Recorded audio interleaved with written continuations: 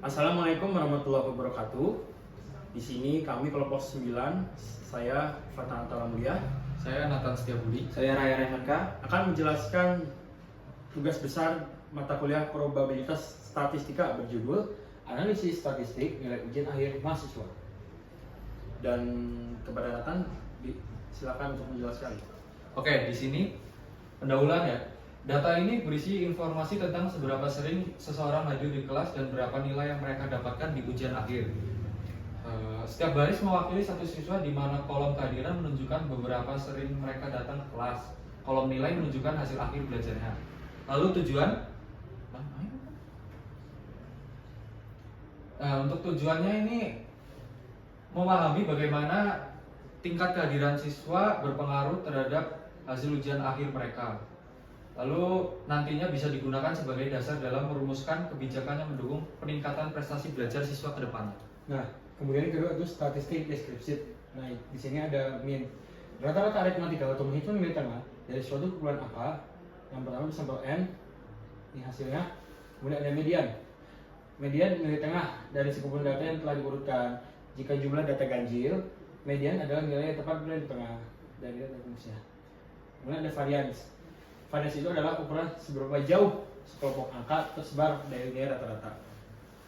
Kemudian ada standard deviation, ukuran statistik yang digunakan untuk mengukur seberapa jauh data dalam sebuah sampel atau populasi terbesar dari nilai rata-rata atau mean. Kemudian nilai minimal dan maksimal. Nilai minimal dan maksimal sering digunakan untuk mencari batas kecil dan besar dari suatu data. Nilai maksimal dan minimal memiliki perbedaan pada angka yang dihasilkan. Nah, minimal itu angka yang paling kecil dan maksimal angka yang paling besar. Jangkauan rentang data yang berfungsi untuk mengetahui berapa besar data serta dapat untuk mencari nilai ekstrim dan box plot. Dan ini tabel statistik deskripsinya. Oke. Di sini ada min. Minnya itu rata-rata dari nilai kehadiran pada tabel tersebut. Yaitu kami mendapatkan 0,754.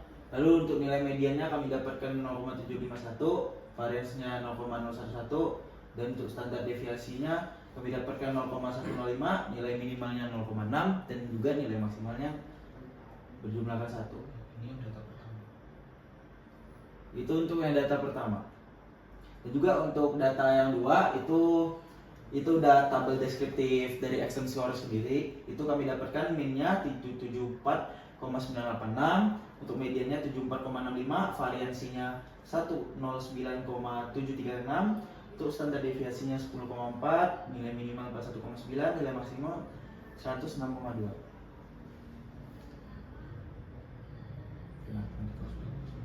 Oke, untuk box plot nilai kuartil dataset pertama yang nilai attendance rate. Di sini untuk mencari nilai kuartil ini kita menggunakan software Excel.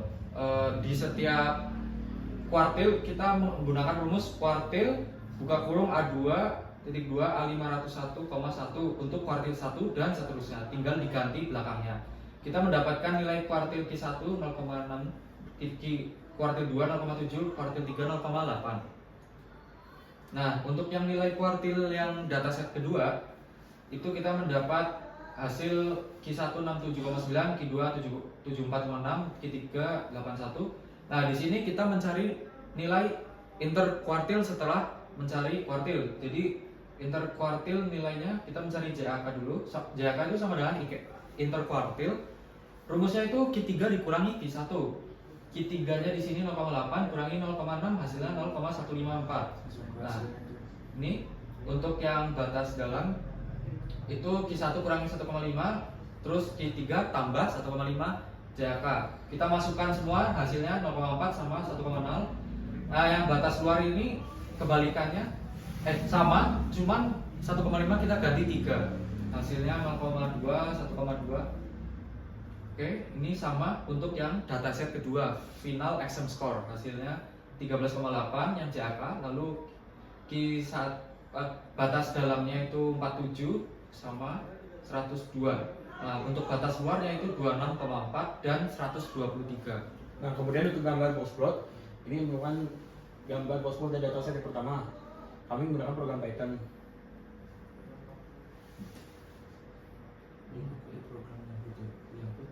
Dan ini contoh programnya. Menggunakan Excel.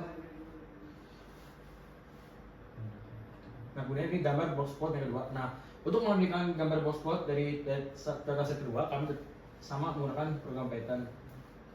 Dan ini dia diagramnya, dimana yang histogram yang paling tinggi itu adalah 0,6 dan 0,647 di periode 85. Juga ini histogram yang di atas itu histogram untuk attendance rate itu sendiri.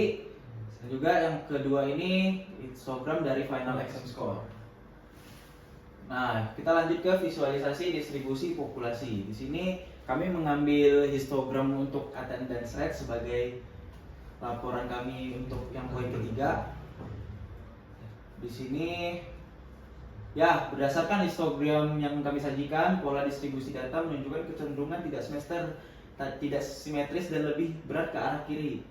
Ini ya, yang histogram yang kami punya ini lebih cenderung ke left scale gitu. Pada eksperimen ini kita mengambil sampel data N-nya 5 ya. Lalu kita mengambil data dari tingkat kehadiran. Oke, nah, ke atas dulu. Lalu kita menghitung nilai rata-rata dan mendapat total 30 nilai rata-ratanya. Dan ini histogramnya dari nilai rata-ratanya N5 ya. Kita pakai N5. Oke, jadi berikut ini adalah tabel perbedaan yang mengandung aspek dari jumlah batang, bentuk distribusi, bentuk kurva, simetri, dan juga kesesuaian dengan normal.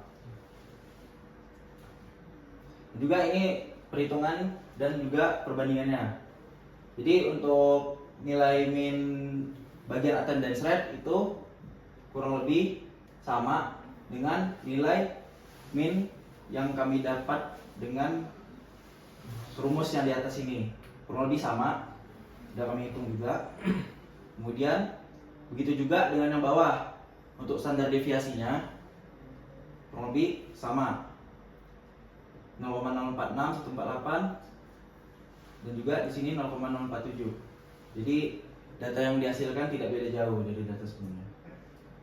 Nah, kemudian yang kelima adalah korelasi dan regenerasi linear sederhana. Nah, di sini terdapat dua variabel numerik dalam datasetnya, yaitu X sama dengan attendance rate atau tingkat kehadirannya, dan juga final exam score atau nilai ujian akhirnya. Nah, kemudian untuk dua variabel itu dicari dengan Python menggunakan library pandas. Nah, yang pertama itu adalah koefisien korelasi Pearson, adalah ukuran kekuatan dan arah hubungan linear antara dua variabel numerik. Dan ini dan nilainya R, rumus yaitu positif 1 sama dengan hubungan positif sempurna, negatif 1 sama hubungan negatif sempurna, dan 0 adalah tidak ada hubungan dia linear. Kemudian kami dapatkan hasil dari nilai korelasinya itu kami dapatkan 0,8922. Ini untuk kode programnya.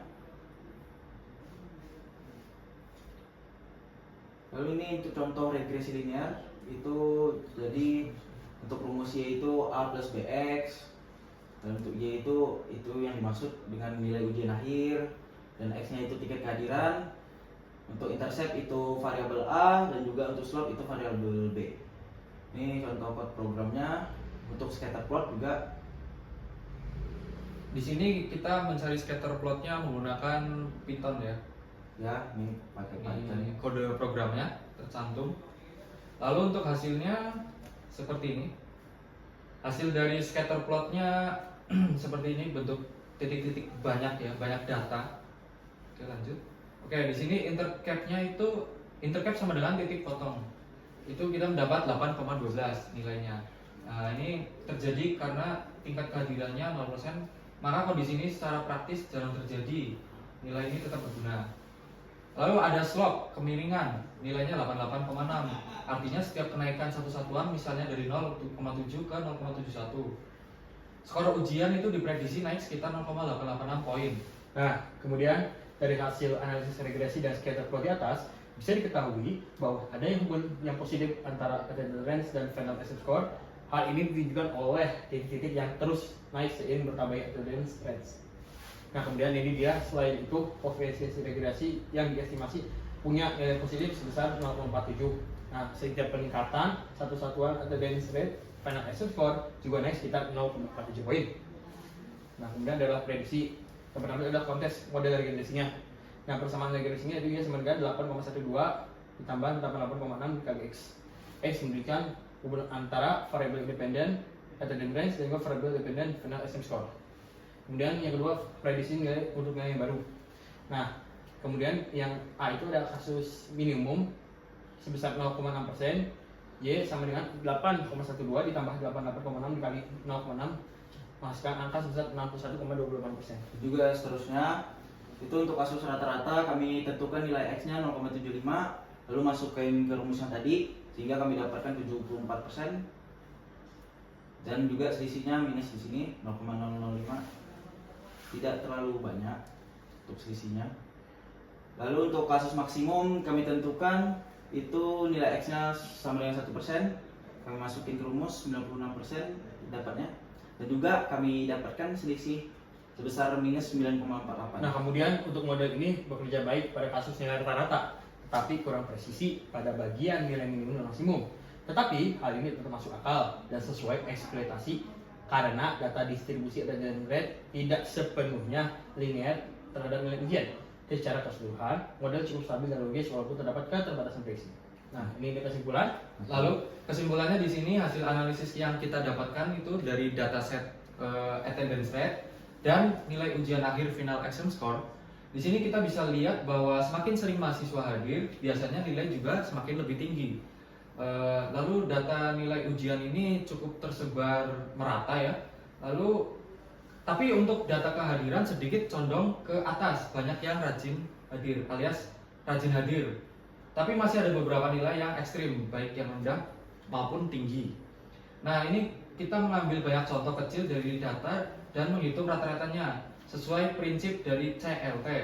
Hasil rata-rata cenderung bentuk pola mirip distribusi normal. Nah, ini menunjukkan juga bahwa data awal tidak simetris kalau diambil rata-ratanya terus-menerus. Hasilnya jadi lebih stabil dan terpusat. Nah, ini juga kita juga membuat model sederhana dari hubungan kehadiran dan nilai. Ternyata hasilnya juga cukup kuat ya. Di sini hubungannya positif, artinya makin tinggi kehadiran, makin tinggi juga prediksi nilai ujiannya makin tinggi gitu. Nah, untuk model ini lebih akurat ya kan, karena nilai yang ada di tengah ini biasanya dan nilai yang berada di tengah dan bisa meleset kalau dipakai di nilai yang sangat rendah atau sangat tinggi.